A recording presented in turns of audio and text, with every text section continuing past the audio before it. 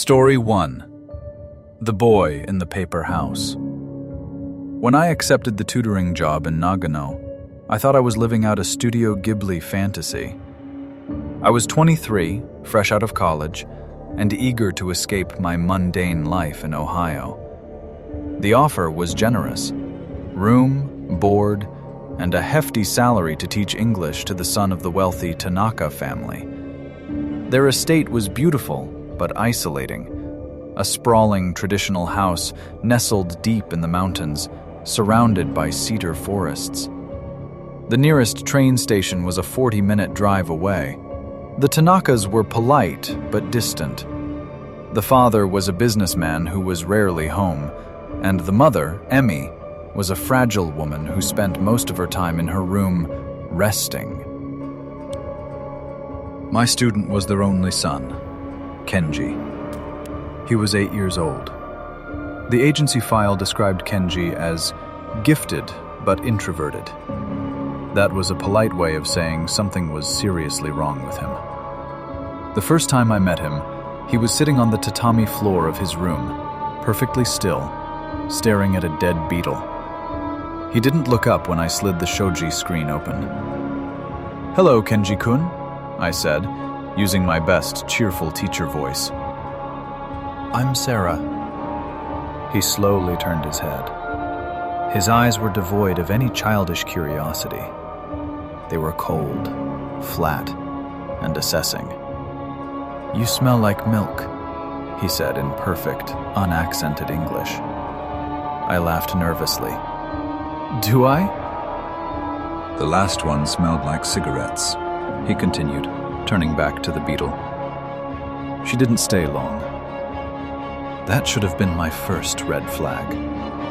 The first few weeks were manageable, but unsettling. Kenji was brilliant. He soaked up vocabulary like a sponge, but he used it to say the most disturbing things.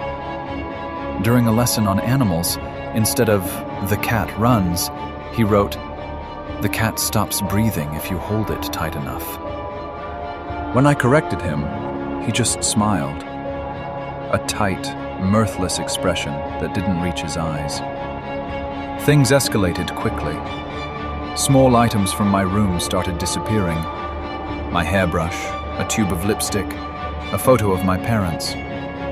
I asked Emmy about it, but she just bowed apologetically and said, "Kenji is playful. Please forgive him." Then came the night of the cicadas. It was midsummer, and the sound of cicadas in the mountains was deafening. I woke up around 2 a.m. because my room felt unusually cold. The sliding door to the garden was wide open. I got up to close it, and my bare foot stepped on something sharp. I yelped and hopped back, turning on the light. Scattered across my futon and the floor were dozens of dead cicadas. Some were crushed, their fluids staining my white sheets. Others were arranged in a perfect circle around my pillow. In the center of the circle lay my missing hairbrush, with all the bristles cut off. I felt sick. I knew it was Kenji. I locked my door that night, or at least I tried to. The old sliding doors didn't really lock, they just latched. The next day I confronted him during our lesson. "Why did you put bugs in my room, Kenji?" I asked firmly. He didn't look up from his workbook. "I wanted to see if you would scream." The cigarette lady screamed a lot. "Where is she now?" I asked, a cold dread settling in my stomach. "In the well," he whispered. Then he giggled. I told myself he was just a creepy kid making up stories. But I started looking for another job online that night. The breaking point happened a week later. I was in the bath, a deep wooden ofuro tub, relaxing after a long day. The bathroom had a small window that looked out into the garden. It was steamed up, so I couldn't see out. Suddenly, I heard a thump against the glass. Then another. Thump. I wiped the steam away with my hand. Pressed against the glass was Kenji's face. He was grinning, his eyes wide and manic. He was holding something up to the window. It was a lighter. Before I could react, I heard the whoosh of flames. He had doused the wooden window frame in something flammable, probably lighter fluid, and set it on fire. The old wood caught instantly. Smoke began to curl into the bathroom. I scrambled out of the tub, wrapping a towel around myself, choking on the smoke. I tried the door, but it wouldn't budge. Someone had wedged a heavy object against it from the outside. "Kenji, open the door!" I screamed, banging on the wood. Through the crackling of the fire, I heard his voice, calm and melodic. "The milk is boiling now." I had to break the glass of the burning window and climb out naked into the freezing night air, cutting my legs on the shards. I ran to the neighbor's house, a mile down the road, screaming for help. When the fire department put out the blaze, they found Kenji sitting in the garden, roasting marshmallows over the smoldering ruins of the bathroom. He told the police I had fallen asleep with a candle. The Tanakas paid me a settlement to leave quietly and not press charges. I took the money and flew back to Ohio the next morning. I still have scars on my legs from the window glass, but the worst scar is the memory of that little boy's face through the smoke, watching me burn like it was his favorite TV show. I looked up the Tanakas recently. Their house burned down completely last year. No one survived. I guess Kenji finally got bored of just watching. Story 2. The Soulmate in Gangnam. I moved to Seoul, South Korea, about 2 years ago to teach English. Like a lot of girls my age, I'll admit I was a bit swept up in the romanticized idea of living there. K-dramas, safe streets, cute cafes, and maybe meeting a nice guy. I live in a studio apartment in Mapogu. It's small, but cozy. For the first 6 months, I was lonely. The language barrier is tough, and the expat community can be transient. So, when I met Ji-hoon, it felt like the universe was finally throwing me a bone. We met at a trendy jazz bar in Hongdae. I was waiting for a friend who flaked on me, looking awkward and sipping a cocktail alone. Ji-hoon walked up and asked, in near-perfect English, "Is this seat taken, or are you saving it for a ghost?" He was charming, handsome, and dressed in that impeccable, clean-cut Korean style. Long coat, turtleneck, expensive watch. We talked for hours. Here's the hook. He seemed to be the male version of me. I told him I was from a tiny town in Oregon that nobody knows. He smiled and said, "Oh, near the coast? I heard the saltwater taffy there is legendary." I was floored. Most people don't even know Oregon exists, let alone specific regional candies. I told him I loved old-school 90s hip-hop.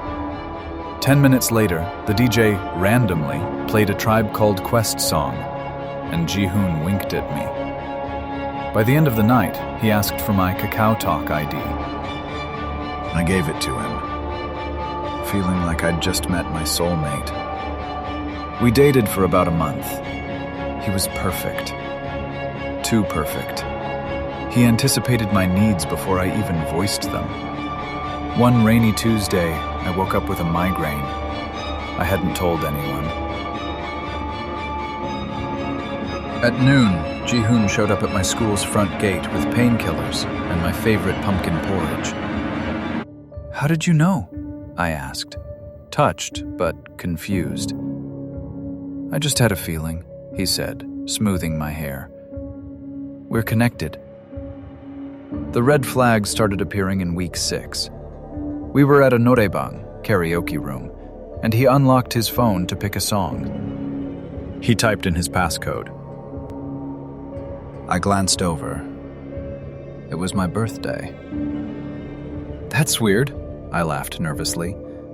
Is your mom's birthday October 12th too? He froze for a split second, then laughed. Yeah, crazy coincidence, right? But the vibe shifted. I started noticing things. He knew my schedule too well. He knew which coworkers I liked and which ones I found annoying, even though I rarely mentioned them by name. The breaking point came last weekend. I was at his apartment in Gangnam. It was a high-end place, super secure. He hopped in the shower and left his iPad on the coffee table. I know I shouldn't have snooped, but that birthday passcode thing was eating at me.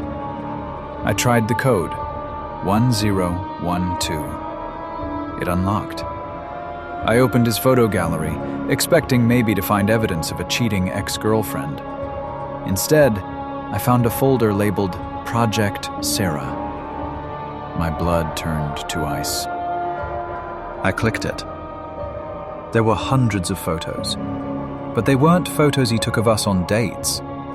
There were screenshots of my Instagram stories from 2 years ago, before I even moved to Korea. There were photos of me walking to the subway station from angles suggesting he was following me from a distance. There were notes. Detailed, manic notes in Korean. I used the translator app on my phone to read a few. Target acquired. Hongdae Bar, 8 p.m., wearing the blue dress. She likes Oregon taffy. Order online for bait. She lost her wallet at the club on Friday. I have the ID. I know the address now. My stomach dropped. 2 months ago, right before I met Ji-hoon, I had lost my wallet at a club. I thought it was gone forever. He hadn't met me at the jazz bar. He had found my wallet, or stolen it, studied my ID, stalked my entire online footprint, crafted a persona that matched my dream guy, and then staged our meeting. Every coincidence, the music, the food, the hobbies, was a calculated move based on data he had mined from my life. And then I saw the last photo in the album. It was taken from inside my apartment. It was a photo of me sleeping. He had a key. He must have made a copy when he found my wallet before returning the contents or staging the meet cute. I heard the shower turn off. I didn't confront him. I didn't scream. I knew that if I let him know I knew, I might not leave that apartment alive. I wiped the iPad screen with my sleeve, placed it back exactly how it was, and sat on the couch. When he came out, towel around his waist, smiling that perfect smile, I told him my mom had called with a family emergency and I had to go home. I acted sad. I kissed him goodbye. The second I got into the elevator, I dry heaved. I went straight to the police station. They were polite, but unhelpful. Since he hadn't physically harmed me, and because I had invited him into my life, they said it was a civil matter. They didn't understand the gravity of the project folder. I packed my bags that night. I broke my lease. I'm currently staying at a friend's place in a different city, waiting for my flight back to the US. But yesterday, I got a message on KakaoTalk from a new number. It was just a photo. A picture of my empty apartment, taken from the doorway, with the caption, "Where did you go, soulmate? We were just getting started." I'm leaving Korea tomorrow, and I'm never using my real birthday for anything ever again. Story 3. The job at Red Creek Station. If you've ever scrolled through Instagram, you've seen the van life dream. Beautiful sunsets, beaches, freedom. That's what I wanted. I was 22, taking a gap year before law school, and I decided to backpack across Australia. But Australia is expensive. After 2 months of partying in Sydney, my bank account was running on fumes. I I needed money. Fast. I went on Gumtree, which is like the Craigslist of Australia, and found a listing for farm hands wanted at a cattle station in the Northern Territory. The post was written by a woman named Claire. She sounded like the salt of the earth, friendly, maternal. She offered great pay, free room and board, and said I'd be helping look after her 3 kids and feeding the horses. We video chatted once. The connection was terrible, just a pixelated blur and choppy audio. But Claire seemed nice. She laughed a lot, talked about how much her daughters would love an American big sister. It felt safe. I booked a flight to Alice Springs. For those who don't know, the Alice is literally in the middle of nowhere. It's red dirt and heat for 1,000 miles in every direction. I landed around 2 p.m. I expected Claire to be there. Instead, I got a text. "Hey, love. Stuck with a bogged calf at the creek. My brother-in-law Bluey is picking you up in the white Land Cruiser. See you soon." I was disappointed, but not worried. This is the Outback. Things happen. 10 minutes later, a beat-up, dusty white Land Cruiser pulled up. The man driving didn't look like a Bluey. He looked rough. Greasy hair, sun-damaged skin, and a nervous twitch in his jaw. "You the Yank?" he grunted, not even getting out to help with my bag. "I'm Maya," I said, tossing my backpack in the tray. "You're Bluey?" He stared at me for a second, blankly, then nodded. "Yeah, hop in." We drove out of town and onto the Stewart Highway. For the first hour, I tried to make conversation. I asked about the station, the cattle, the weather. He gave me one-word answers. "Yep," "Nah," "Hot." Then we turned off the paved highway onto a dirt track. Red dust billowed up behind us, choking the view. My cell service dropped from 1 bar to SOS only. The vibe in the cab shifted. It felt heavy. "So," I said, trying to break the tension. "Claire told me the girls are excited to meet me. How old are they now? 6 and 8? Bluey gripped the steering wheel tighter. His knuckles turned white. "Who?" "The girls," I said. "Claire's daughters." He paused. A long, uncomfortable silence stretched out. "Right," he said finally. "The kids. Yeah, they're around." My stomach dropped. He didn't know them. I pulled out my phone, pretending to check the time. I had downloaded offline maps of the area beforehand. I zoomed in on our location. According to the map, Red Creek Station was supposed to be 40 kilometers north. We were heading southwest, deep into designated unincorporated Crown Land. There was nothing out here, just abandoned mines and scrub. "Hey," I said, my voice shaking slightly. "I think I'm gonna be sick." "The heat is getting to me. Can you pull over for a sec?" "We're almost there," he snapped. His tone was aggressive now. "No, really. I'm gonna throw up in your truck." I gagged dramatically, covering my mouth. He cursed, slammed on the brakes, and the truck skidded to a halt in a cloud of dust. Before the truck even fully stopped, I grabbed the door handle. It was locked from the inside. Child lock. My heart hammered against my ribs like a trapped bird. I looked at him. He wasn't looking at the road. He was looking at me, and he was smiling. A nasty, predatory smile. "Relax, darling," he whispered. "Claire ain't waiting, but the boys are." Adrenaline is a hell of a drug. I didn't think. I reacted. I had a heavy metal water bottle, hydro flask, in my lap. I swung it with both hands, smashing it into the side of his head. He yelled, clutching his ear, blood spurting through his fingers.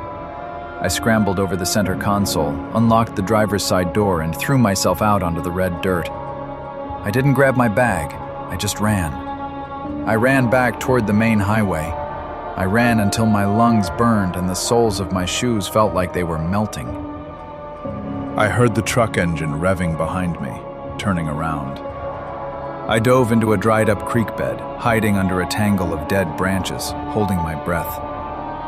I watched the white Land Cruiser drive slowly past, hunting. He did 2 loops before speeding off in the other direction. I walked for 6 hours back to the highway. A road train, one of those massive 4-trailer semi-trucks, saw me waving my shirt and stopped. The driver, a terrifyingly large man named Big Dave, was actually an angel. He gave me water and radioed the police immediately. The police investigated. There was no Red Creek station. The coordinates led to a derelict mining shack. The phone number Claire used was a burner phone bought in a supermarket. And the man? The description didn't match anyone local. But the police told me that stretch of highway is notorious for disappearances.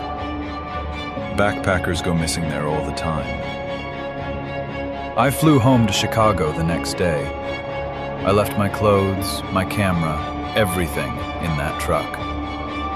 I still have nightmares about the red dust. And every time I see a job posting that sounds too good to be true, I remember the look on that man's face when he realized I knew there were no kids.